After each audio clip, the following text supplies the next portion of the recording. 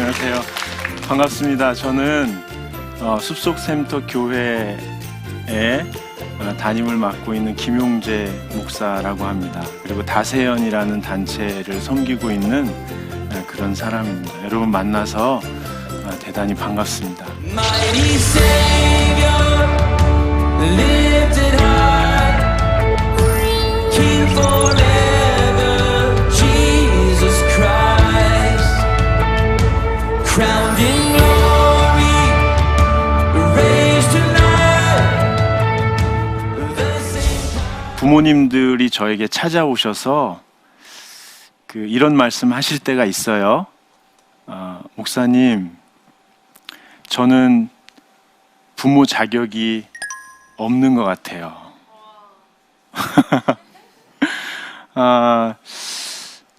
제가 왜 그렇게 생각하세요? 라고 여쭤보니까 부모와 자식 간의 관계를 끊고 싶을 때가 있다는 거예요. 그리고 이런 얘기를 해도 될지 모르지만 제가 직접 들었으니까 한바탕 싸우고 자기 방문을 꽝 닫고 들어가는 아이의 뒷모습을 보면 뛰어내렸으면 좋겠다, 그런 생각이 쑥 들어온다는 거예요. 제가 집이 몇 층인데요? 하고 물어보니까 2층이래요. 제가 다행이네요 그랬어요. 근데 여러분 생각해 보세요. 얼마나 잘하고 싶으면, 부모 역할을 얼마나 잘하고 싶으면 잘 안 되니까 너무 속상해서 그렇게 미움도 생기는 거 아니겠어요? 저는 그런 부모님들의 이야기를 들으면서 부모란 자녀들을 정말 사랑하는 분들이다라는 생각을 하게 돼요. 여러분, 저는 그런 부모님들의 마음을 조금씩 이해해요. 왜냐하면 제 아들이 19살이에요. 제 딸이 14살이에요. 저희 집에도 그와 비슷한 아이들이 같이 살고 있어요. 그러니까 제가 부모의 마음이 이해가 된다는 거예요. 제 아들이 중학교 1학년이 됐을 때 제가 아는 어떤 분이 저한테 이렇게 얘기했어요. 약간 정색을 하시면서 그러는 거예요. 목사님, 청소년 전문가로서 모든 것을 알고 계셔도 또 이 아이가 이렇게 할 때, 이 아이가 이런 식으로 반응할 때 어떻게 대하면 된다는 것을 다 알고 있어도, 그래서 최선을 다하여 아이와 관계를 유지해도 갈등이 생깁니다. 그리고 함께 한 집에 거하는 것 자체가 너무너무 버거울 때가 올 겁니다. 그리고 아무리 노력해도 해결이 안 돼서 사는 것 자체가 지칠 때가 올 것입니다. 저한테 그러는 거예요. 제가 뭐라고 그랬겠어요? 아니요, 아닙니다. 이렇게 얘기하니까 그분이 아니요? 그럴 거예요. 근데 제가 살아보니까 정말 그럴 때가 와요. 어떻게 대해야 되는지 알고, 어떻게 바라봐야 되는지 알고, 저는 이렇게 강의하는 사람이잖아요. 뭔가를 알고서 얘기하잖아요. 그래서 그것을 집에서 실천해도 문제가 해결되지 않을 때가 많이 있다는 것을 저는 요즘에 배우고 있어요. 제가 도대체 왜 저럴까? 왜 저러고 있을까? 왜 저렇게 말하고 저렇게 행동하고 저런 표정을 지을까? 답답할 때가 있는데, 여러분, 우리가 그렇게 말하는 저 아이 속에는 어떤 일이 벌어지고 있는 걸까요? 성경에 보면 하나님께서 모든 사람을 그리스도의 장성한 분량까지 성장하게 하신대요. 즉, 모든 사람은 어린아이에서부터 어른으로 성장하고 있는 거죠. 그 영혼이, 그 존재가, 그 마음이 계속해서 자라나고 있습니다. 그런데 다음 세대 시기, 이 사춘기 때에 그 성장이 급격하게 이루어진다는 거예요. 옛날에는 사춘기를 13세에서 18세라고 그랬습니다. 근데 요즘에는 학자들이요, 10세에서 29세라고 합니다. 즉, 과거에 청소년들에게 나타나던 과도기적인 혼란이 지금은 10살에서 29살까지 나타나고 있다는 거예요. 근데 제가 볼 때는요, 7살부터 35살까지 나타나는 것 같아요. 아까 영혼, 마음, 존재가 성장하고 있다고 그랬는데요. 그 사람이 성장하는 영혼은 제가 볼 때 몇 가지 영역이 있습니다. 영적인 영역, 지적인 영역, 정서적인 영역, 사회적인 영역, 신체적인 영역. 이 5가지 영역이 어린아이에서부터 어른으로 계속 성장하고 있습니다. 성장하면서 아이들은 과도기적인 혼란을 겪습니다. 심지어 사람들은 이런 아이들더러 질풍노도의 시기를 겪는다고까지 이야기합니다. 아이들도 처음 경험하는 이 아픈 시기에 아이들이 극심한 혼란을 겪고 있습니다. 엄마가 아이를 낳을 때 경험하는 고통의 9배를 아이들은 엄마의 배에서 세상으로 나오면서 경험한다고 합니다. 지금 우리 아이들은 어린 아이에서부터 어른으로 다시 태어나기 위해서 우리 부모들이 겪고 있는 저 아이는 왜 저럴까 답답해하는 마음에 어쩌면 9배, 10배의 아픔을 겪고 있는지도 모릅니다. 왜 그런 아픔을 신께서는 디자인하셨을까요?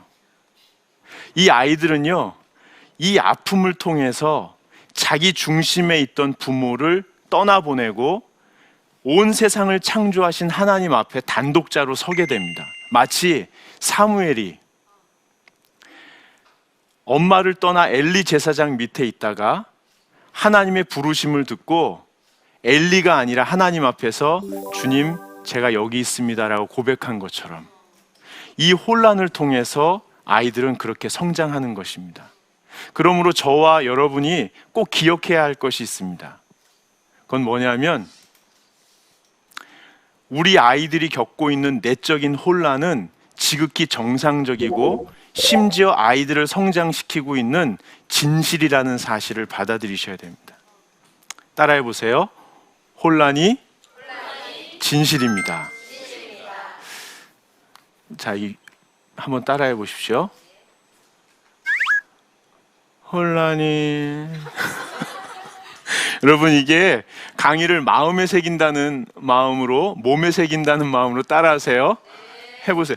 혼란이 진실입니다. 예, 잘하셨어요. 박수. 잘하셨어요. 자, 다시 한 번만. 혼란이 진실입니다. 예, 잘하셨습니다. 혼란이 진실이라는 사실, 내가 볼 때는 참 혼란스럽고 내가 볼 때는 아무것도 이루어지고 있지 않은 것 같지만 그 아이들 속에서 하나님께서 역사하셔서 아이들의 영혼을, 아이들의 마음을, 아이들의 존재를 예수 그리스도의 장성한 분량까지 자라나게 하는 거예요.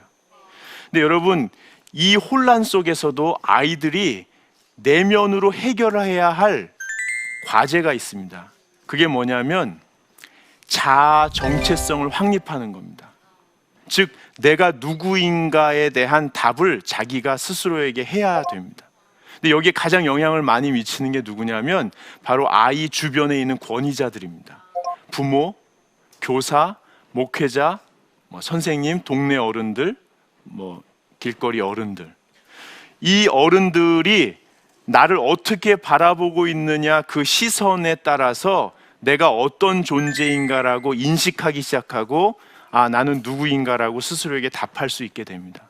근데 학교 가면 선생님들이 말씀은 안 하시지만 너 몇 등 정도야? 선생님들이 말씀은 안 하시지만 너 몇 등 정도야? 이렇게 집에 가면 부모님이 꼭 표현은 안 하시지만 너 내 기대에 좀 못 미쳐. 교회 오면 목사님들, 선생님들이 특별히 말씀은 하지 않지만 너 영적인 열정이 좀 부족해. 늘 뭔가 부족하다는, 뭔가 못마땅하다는 시선을 아이들이 받고 있는 거예요. 그러니까 우리 아이들이 나는 누구인가라는 질문에 내적으로 대답을 해야 하는데 그 대답의 핵심에 나는 부족해. 스스로 자기의 한계를 결정 짓는 거예요. 이것을 저는 정서적인 죽음이라고 얘기해요. 자기 스스로 자기 인생의 한계를 지어놓는 것. 아무리 노력해도 그것을 넘어설 수 없다고 스스로 마음속에, 무의식 속에, 의식 속에 정리해놓고 사는 아이들. 그리고 실제로 죽음을 시도하거나 일탈, 중독 이런 것에 빠지는 아이들이 얼마나 많은지 몰라요. 그래서 우리가 우리의 시선을 곱게 할 필요가 있습니다. 그렇게 하기 위해서 아이들은 살아있는 것 자체만으로도 고마운 거예요. 문을 열고 들어갔는데 자빠져 자고 있어요. 아주 짐승처럼 자고 있어요. 코끝에 손을 대보는 거예요. 근데 숨을 쉬어. 그럼 기적인 거예요. 기적인 거예요. 그리고 남편한테 전화하는 거예요. 여보, 우리 애 살아있어요. 이렇게. 기적인 거예요. 성적이 몇 등이냐 묻지를 마세요. 그냥 학교에 가는 것 자체가 기적이에요. 몇 시에 들어오느냐 시계 보지 마세요. 밤에 자다가 물 먹으러 부엌 갔다가 이상해서 방문을 열었는데 거기서 자빠져 자고 있다. 그럼 기적인 거예요. 우리 아이들이 살아있으면 기적인 거예요. 자식 농사라고 하잖아요.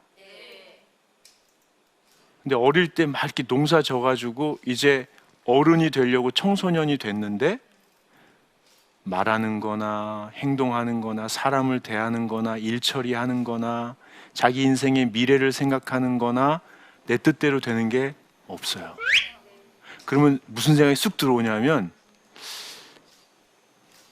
이거는 그냥 생각이 쑥 들어온다는 거예요.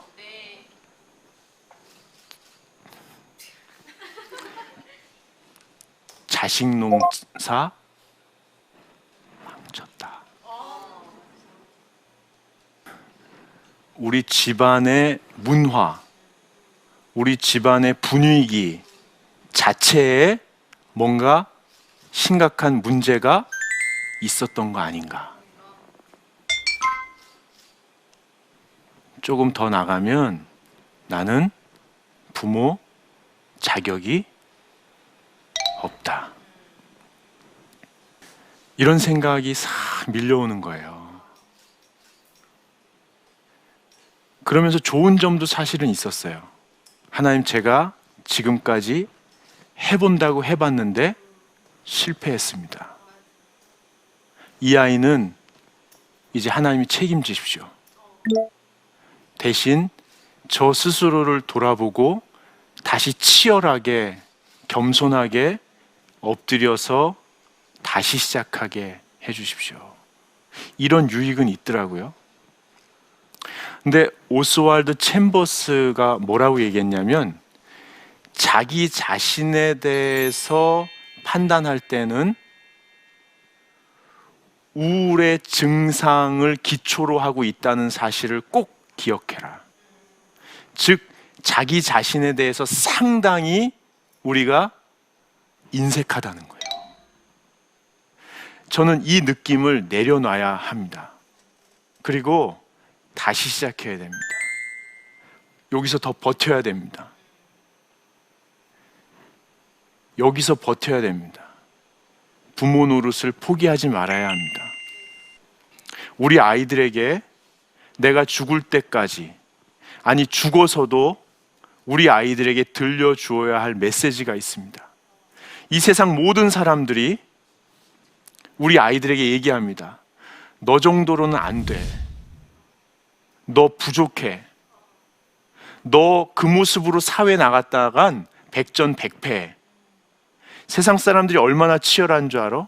너 밟고 올라서야 돼. 뺏어야 돼. 그래서 올라가서 네가 얻은 힘으로 다른 사람들을 조정해서라도 성과를 내서 인정받아 너의 가치를 극대화시키고 다음으로 옮겨가서 계속 올라가야 돼. 너 지금 여기 이루고 있으면 안 돼. 끊임없이 우리 아이들에게 얘기합니다. 근데 부모만은, 적어도 부모만은 내가 널 사랑한다. 내가 널 기대한다. 내가 널 축복한다. 내가 너를 신뢰한다. 나 찾지 마. 늘 가까운 데 있을 거니까. 가슴이 뛴다. 너만 보면. 미치겠네. 네가 내 아들이어서. 세상의 모든 아름다움이 내 딸 눈 속에 있구나. 왜 우리가 버텨야 하냐면 정말 내 몸으로 낳은 우리 아이에게 하나님이 나만을 통해서 들려주고 싶은 하나님의 마음, 하늘의 메시지가 있기 때문에 그래요. 사실 여기서부터는 내 아이, 남의 아이 따질 필요가 없어요. 우리가 우리 아이를 대하는 마음으로 우리 다음 세대에게 이 메시지를 자꾸만 전달해야 합니다. 한번 읽어보세요. 부모 노릇의 가장 기초는 이것입니다. 따라해 보세요. 버티는 게 은혜입니다. 자, 한번 따라해 보세요. 자기 안 할 거요? 아니, 강사가 이렇게 일그러지는데 우아하게 여기 나와서 할래요? 여기 서봐. 해봐.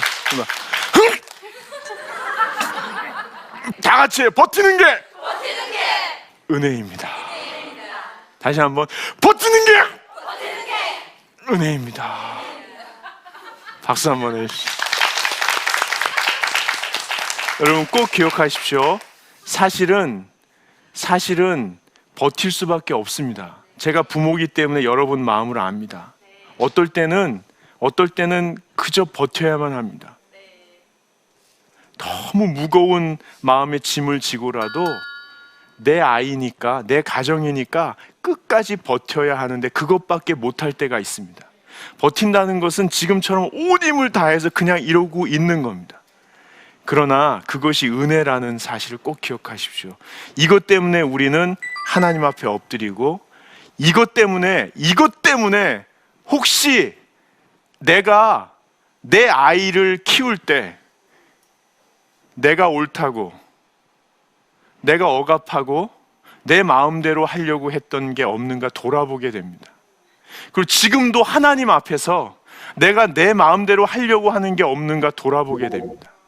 그리고 다시 내 한계를 넘어서 하나님 안에서 나도 자라나는 하나님의 자녀고, 내 아이도 나에게 종속된 존재가 아니라 하나님으로부터 온 존귀한 존재라는 사실을 인정하게 됩니다.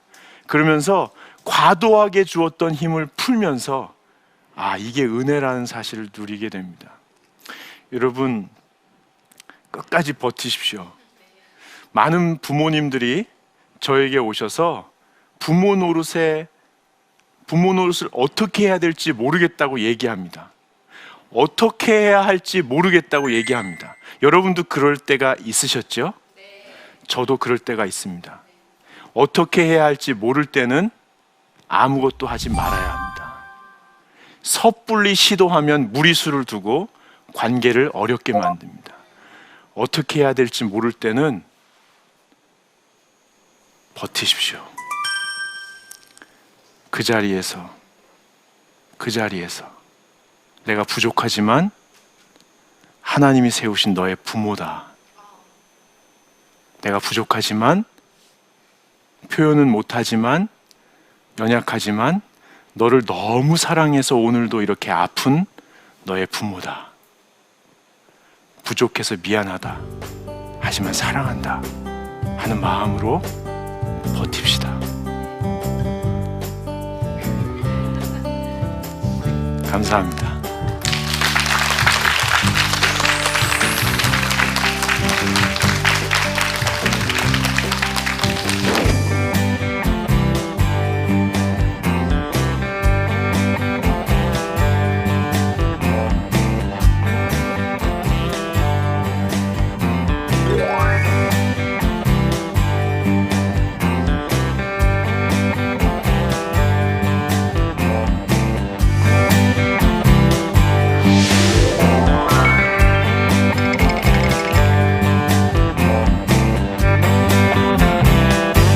아이를 무조건 사랑하고 받아주게 되면 버릇이 없어지는 것이 아닌지 걱정이 됩니다.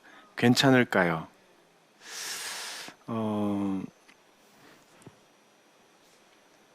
제가 볼 때 제일 중요한 것은요, 무조건 사랑하는 게 맞습니다.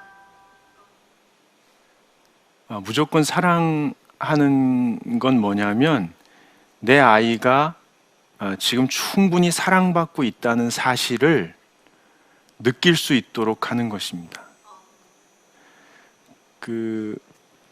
아버지가 자녀를 위해서 시간을 충분히 내고 집중해서 놀아주는 것, 어머니가 다른 아이와 비교하지 않고 아이의 특성에 따라서 격려하고 기다려주는 것, 이런 것들 아주 중요합니다. 그리고 요즘에는 별거나 이혼 부모가 많아서 홀 부모나 홀 조부모 밑에서 크는 아이들이 있습니다. 그러나 그렇더라도 그 홀 부모, 홀 조부모께서 네가 정말로 사랑받는 아이라는 사실을 지속적으로 일관되게 보여주실 필요가 있습니다. 그런데 문제는 이 질문에 나와 있듯이 그러한 것들이 아이들이 버릇없어지는 것과 어떻게 연결되느냐.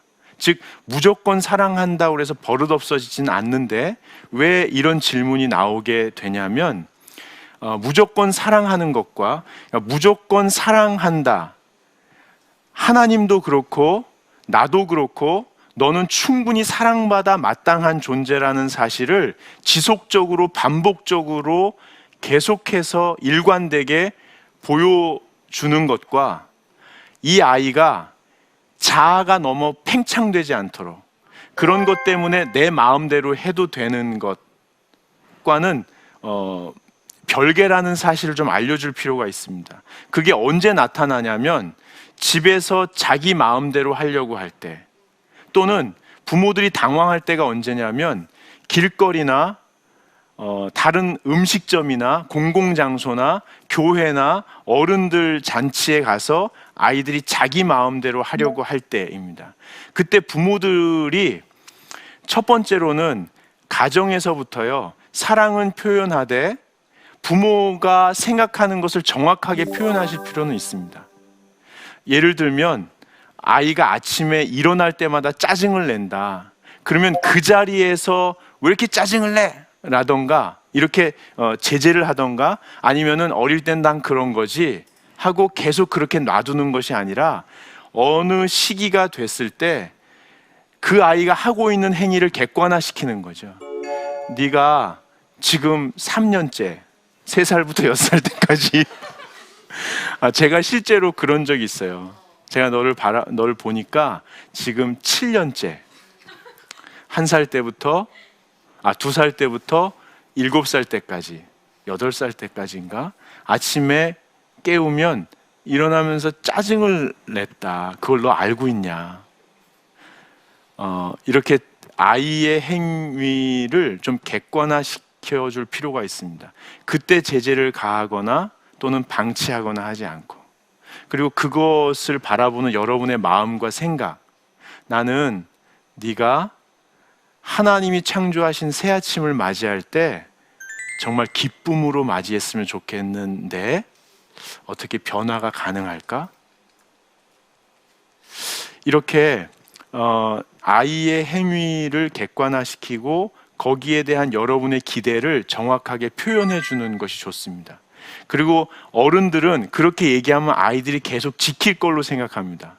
그래서 엄마나 아버지들이 말씀하시는 것 중에 가장 많이 하시는 말씀이 너 전에 말했잖아, 어제 얘기했잖아, 이 말을 많이 하시거든요. 근데 아이들은 그 순간에는 엄마 아빠가 하도 진실하게 얘기하니까 예 그렇게 할게요 라고 생각하고 마음도 먹지만 상황이 그렇게 되면 금방 잊어버리거든요. 그래서 상황을 객관화시켜라, 부모의 생각을 전달해라, 그리고 나서 아이의 생각도 들으셔야 됩니다. 왜 내가 그럴 수밖에 없는지, 그리고 거기서 합의를 보면 어떻게 할 것인지를 결정하시고 룰을 결정하는 거죠. 집안에서의 룰. 그리고 그것을 함께 지켜가도록 계속 점검해 주셔야 됩니다.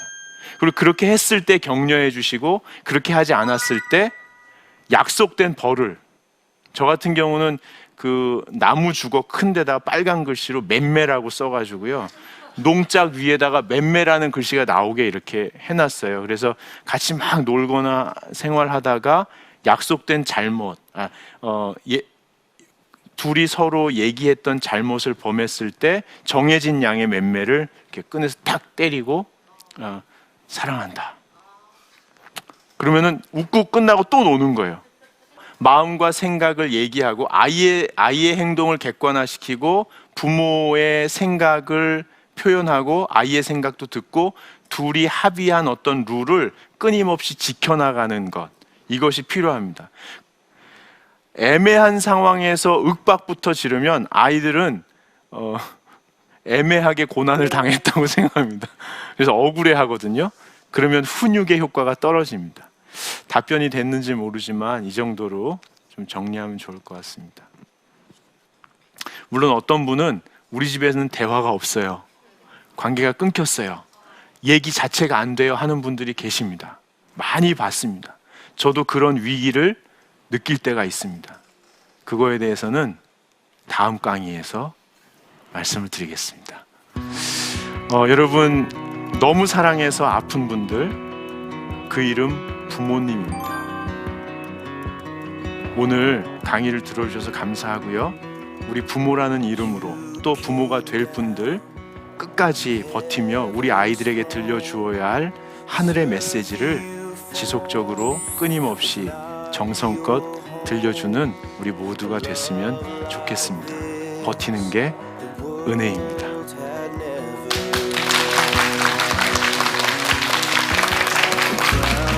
대화의 잽이란 뭐냐면 쓸데없는 얘기입니다. 몸이 무거우면 선수들이 헛방칩니다. 몸이 오니까 한 방에 끝내려고. 근데 다 헛방치는 거예요. 공부해서 남주냐? 주님께 영광을 돌리기 위해서 너 잘 되라고, 이게 다 헛방치는 거야. 대화의 잽을 나입니다. 잘 잤어? 멋있다 야. 어제 늦게 들어왔던데 뭐 피곤하진 않아? 그러다가 결정적인 순간에 격려하는 겁니다. 사랑해. 야 가슴이 뛴다 너 때문에. 이런 관계 속에서 자녀는 세상이 다 날 버려도 내 부모만은 내 편이다라는 의식을 갖게 됩니다.